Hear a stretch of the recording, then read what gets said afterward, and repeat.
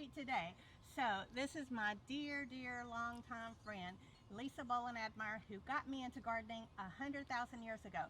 I used to sit beside of her at work for years and years, and she was so patient with all of my questions. And anybody who knows Lisa knows that she's probably been at your house to help you with your garden. And I want you to know, so do you remember that expression, being pecked to death by a duck?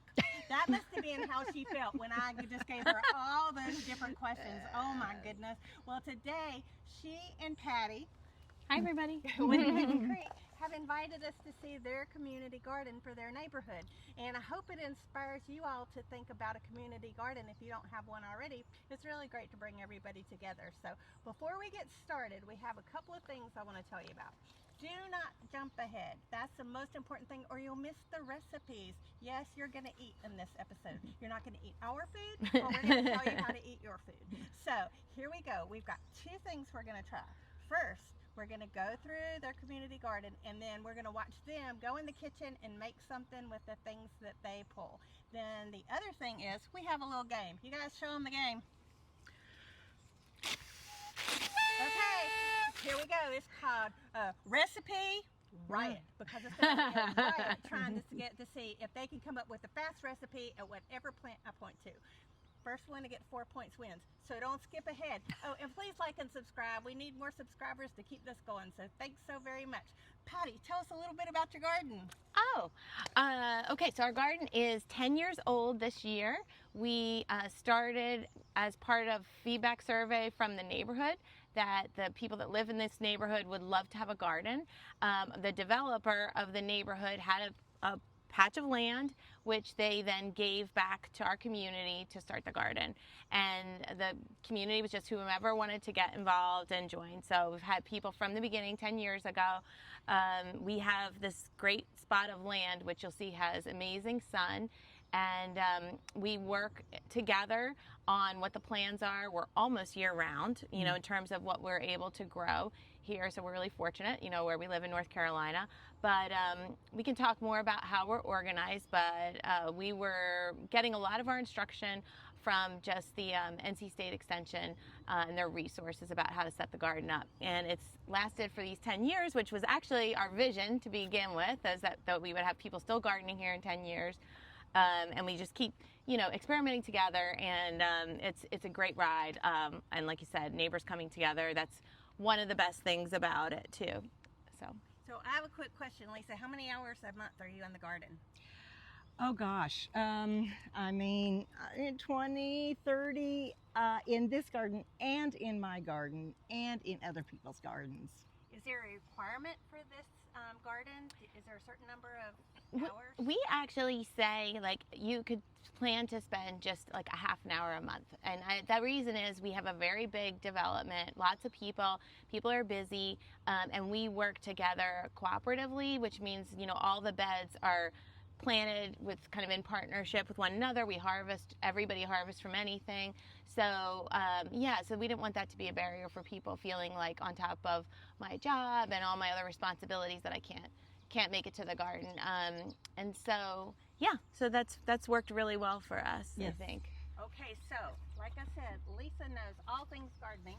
I'm squatting down here. And so what I'm gonna do, she's a master gardener, which again, pecked to death like a duck, because so many things I learned from Lisa. Oh, I gotta tell you, she came to my house when it was dark the first time that I asked her to help me, because I had a brand new yard with flashlight, and we walked it out. It was incredible. That's how you know who your friends are.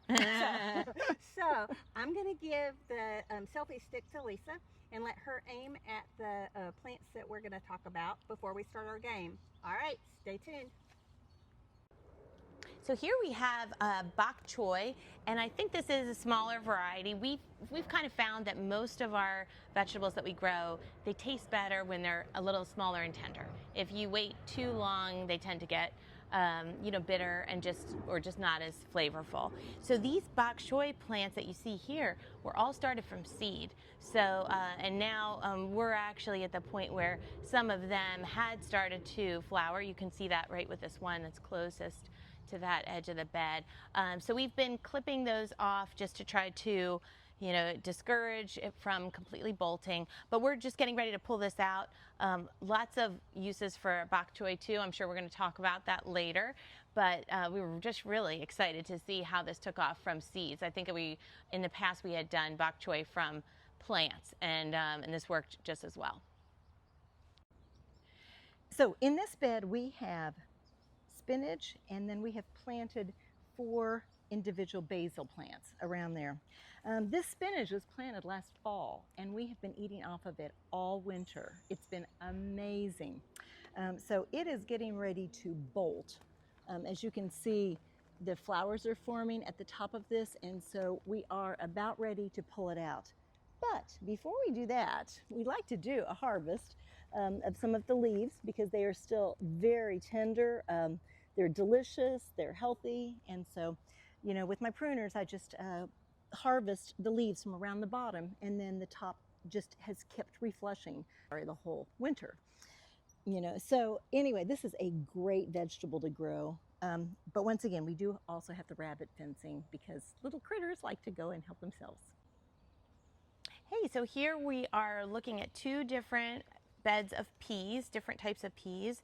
We planted these in very early March, and we have here are what are the snow peas, the type that you eat the whole pod, and then the back bed is the shell pea. So those you would actually take out of the wrapper. See that one? So yeah, so we're going to be starting to harvest these now. And everywhere you see the flower, we would expect to see some of the fruits.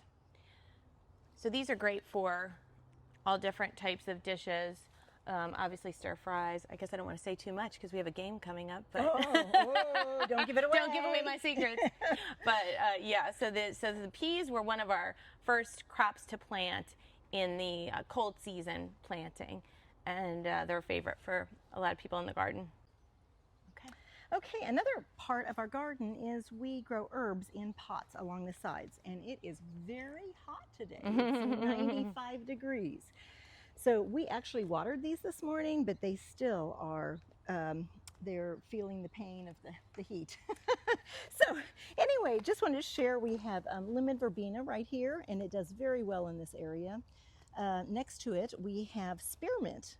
And once again, mint is very voracious, and this is delicious.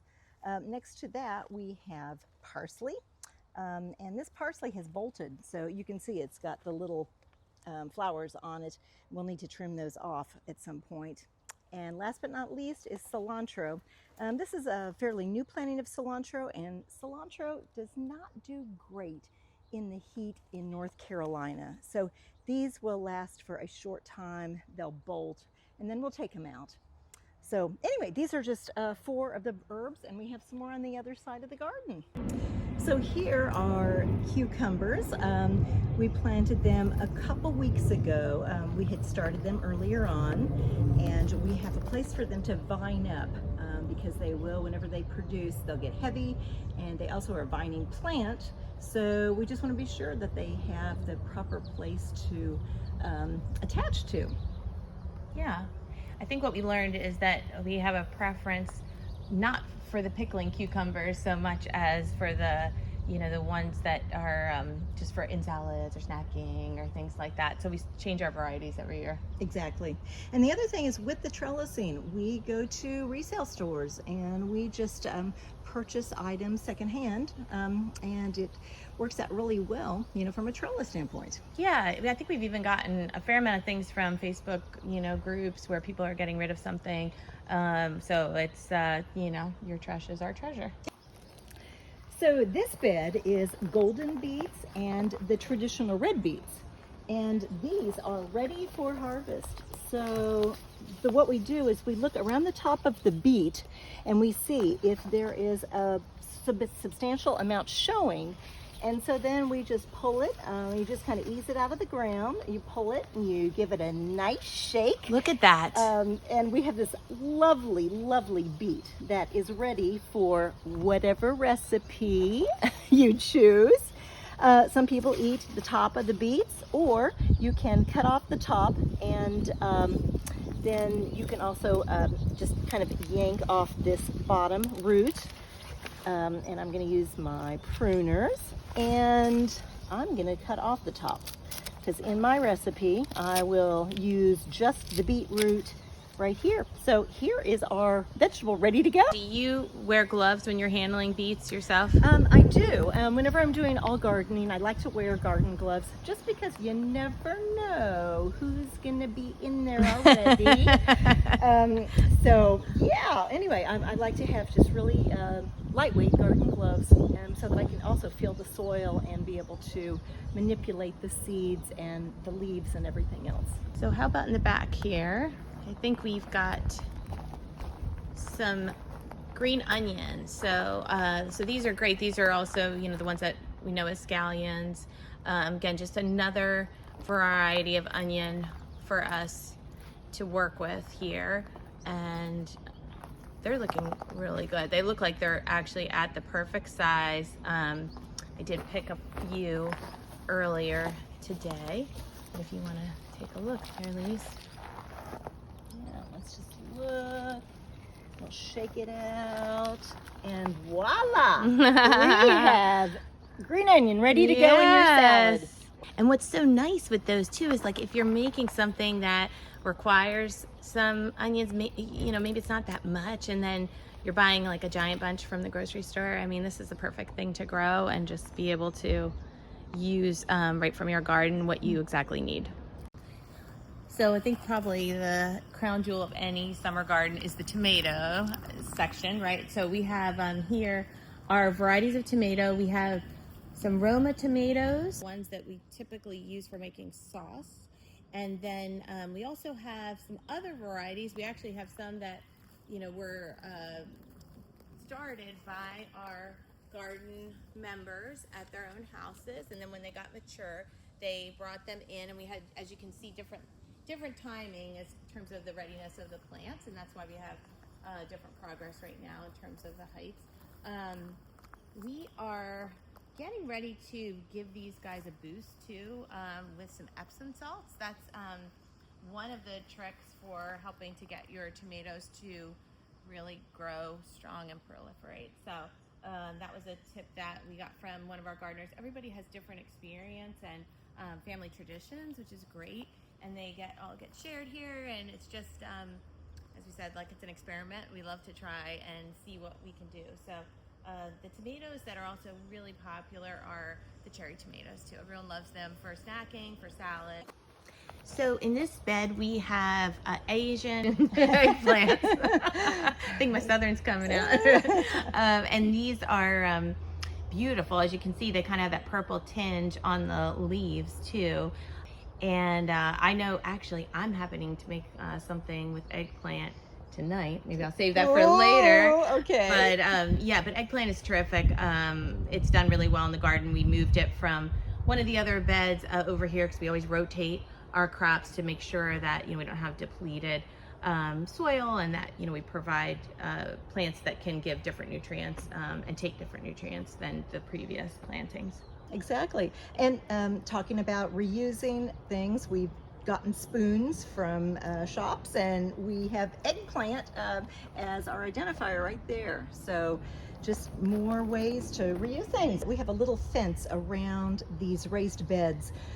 We do have rabbits in this area, and even though we have a fence, a tall fence around our raised beds, we still have little critters that just worm their way in. The very first bed that we ever built in the garden was before we had the perimeter fence, and I remember planting it and feeling like so happy and proud because we were kicking off this garden experience. And the following day, on Sunday, we were coming back from church, and my husband said, "Do you want to go check on the garden?" You know, and of course I said, "Yeah," thinking that maybe, you know, nothing was going to really be there. I mean, it's just going to be the bed that we planted. Well, here enough, a critter did get in, did make a whole huge hole. There was, you know, there was dirt everywhere, and it just, I had to laugh because it was like, yeah, oh well, this is part of gardening, right? So we're always having those things. As you can see, didn't deter us. We planted again, and eventually we did get a fence.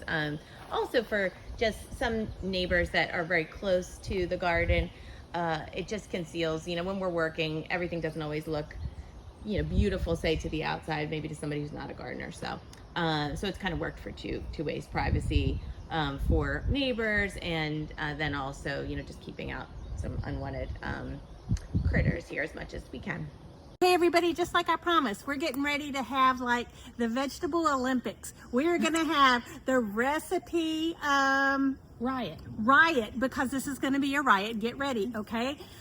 Here's the two ladies, and they're gonna see who can blow their horn and yell out a recipe at whatever box I run to. And just so you know that this is fair, I know I know jack about vegetables. Nothing. Lisa's known me forever, and McDonald's is my home. So I just want you to know, I don't know this, so I'm just running to a random box that looks green. Okay, so you guys stand right here. First one to blow gets to say their recipe. First one to get to 4 wins. On your mark, get set, go.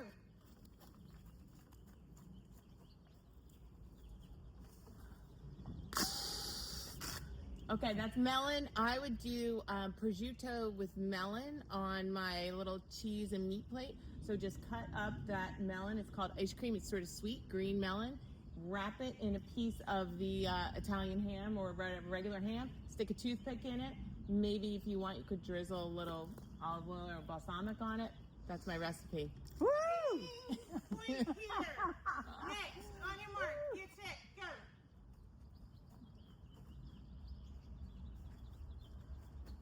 Isn't that the same one? Oh yes, next recipe. Oh my God! Good question.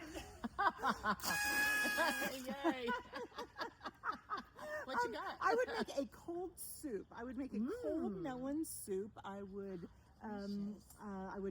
puree it, yes, and I would add probably some chicken stock with it, and add some herbs, and I am really talking off the top of my head. So anyway, I would do a cold melon soup. I could eat it right now. We're tied. Okay, here we go. On your mark, get set, go.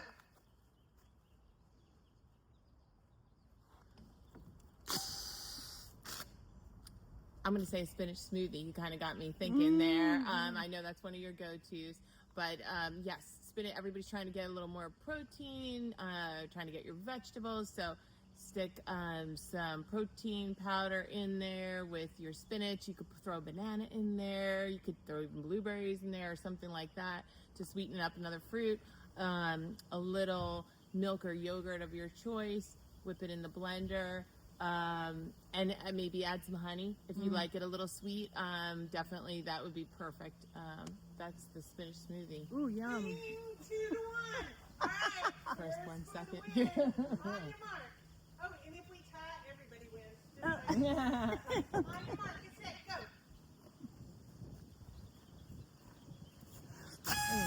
Good one. Yay. Those are peppers. I would do stuffed peppers, and I would stuff them with some rice and some ground turkey, and put a little drizzle of tomato sauce over it with herbs, and I would bake it in the oven, and it would be a delicious summer meal. Nice. 4 great recipes, 2 big winners. Yay! Stay with us. We're going to go inside and really have a cooking channel knockoff. Be prepared. It's going to be good. Do not fast forward. Bye. Hey everybody, we are back, and just like I promised, first I have to tell you, Heck has not frozen over. I know you know me and my relationship with vegetables. However, these ladies know what they're doing in the kitchen, so you're in very good hands. And they're going to give you a great recipe that I hope you're able to do with your garden. So, get ready. Drum roll, please. Go. Woo! We are making today, Lise. We are making a awesome Kitt's Creek spinach, strawberry, poppy seed salad. Yes. All right. And we're going to use the fresh vegetables that we harvested earlier in the video. So the base is this beautiful spinach. Yes. Like you were showing. Spinach tends to get dirt on it, so you want to make sure you do a nice washing with it, because crunchy spinach is not always great. Okay, this sounds done, but how do you dry your spinach? How do you make it not wet and gooey? Okay, so Laurel, what I do is I lay it out on a towel, and you can use a paper towel or you can use your towel from the kitchen, and then I just blot it really well. Yep. Yeah. If you do have one of those salad spinners, if you make a lot of salads and use a lot of greens, then they're great because you can just rinse it a couple times. I usually do rinse it a few times in there and then give it a good spin, dump the water out, just do it till it's nice and dry. I'm just chopping up some strawberries. You know, I think May is typically strawberry month here. Do you agree with me on that? Oh my gosh, so many things. Strawberry everything. Oh, and they're just sweet and juicy. Oh, so good. Yeah, so if you are, you know, not there with strawberries in your garden, you can go to the farmer's market or, you know, anywhere that you go strawberry picking, things like that, and get strawberries. And this is another great place to use your strawberries and something that's not a dessert. So we're going to use a smaller bowl just for one helping for our strawberry salad. Perfect. Yeah, and I'm going to tear up the pieces for the larger pieces of spinach while Patty is slicing the strawberries. Yeah. I love that. There we go. This will give a nice sweetness to the salad itself. And then if you want to just counterbalance that a little, we pulled some of the green onions, I guess I would say. Some people say scallions. So I think, do you like to use the whites and the greens? I do, but I only use a little bit of the green up until it's starting to get a little rough on the top. Yep. But yeah, I think it has a great flavor. Yes, they're both kind of different. I find like when you're cooking, a lot of times they'll say to separate the whites and the greens, and the whites you're, you know, sauteing sometimes. I mean, here we're using them raw, but and then the greens you use as like the garnish. So it's always good. Get those ends off, and then I have a composter, and everything goes in the little composter, and I return it back to the big garden compost. Oh, I forgot to ask you all about that. I noticed you had a compost area out at your garden. Yeah. Is that for the whole community to use? It is, and that's like one of the first things that we built together was a 3-bin compost pile. So we do have a list on our page, on the Kitts Creek HOA page, that talks about what's acceptable to put in. We don't put any like meat or animal products in there other than eggshells. But like all your vegetable scraps can go in there. We take some, not weeds, but other plants can go in there. Coffee grinds. Yeah, like rinds that people have, peeling from your carrots, anything. So it's great. And then we do move it from stage to stage until it's ready. We have a screen that we sort of sift through, and we put it back in the garden. So we'd love people to take advantage of that. So basically you've got a 2-time salad right there. It's gone through 2 times. Yeah. And then, like we said, maybe we don't need a ton for here, but like to here maybe looks good. That's good. Yeah, because it's still crispy, tender, tasty. Yeah. Yeah. The other thing that's great for these green tops is it just makes any of your dinner plates look really nice too. I think when you sprinkle something like this on, it just kind of elevates it a little, like parsley would. Yeah, so for the dressing, we're going to use this cruet just to mix it up, but we're going to do some olive oil and then some white wine vinegar and some little bit of Dijon and some honey then. I think what we usually say is a 3-to-1 for olive oil to the vinegar. So I'm just going to do that. And I guess, did we do salt and pepper? So I just did 3 tablespoons of, this is extra virgin olive oil. So, and then we'll do 1 of this white wine vinegar, or, you know, red wine vinegar. Or, I mean, actually, balsamic vinegar is great with strawberries. Have you done that before? It is a wonderful compliment. Yes. Yeah. So if you have the balsamic vinegar and you just put that with a little bit of sugar on your strawberries, it's so good. A little pepper in. Put a little salt in. I think I'm going to do a 1/2 teaspoon of this Dijon mustard. Okay. Or you could use like the dry mustard powder if you don't have this mustard on hand. You can appreciate what people go through if they're on a cooking show, right? Oh, right. And then some honey, right? Yeah, let's do I'm just going to say a squirt of honey. How does that sound? Yeah. Go. Okay. Have the poppy seeds also. I found that like when I took one cooking class, they said you really have to taste things. And I realized like that's just not something that I normally do.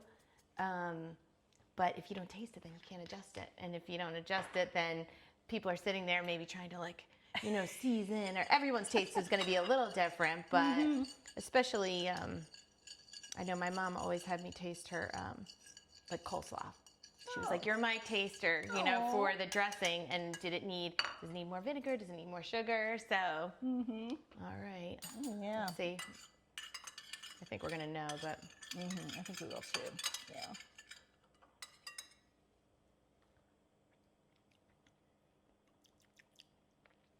Salt? Or you think it's pretty good? Yeah. All right. Ooh, yum. Yeah? All right. Yes. And here is For the final touch. Yes, absolutely. Yeah. So you have some walnut pieces there, which is perfect.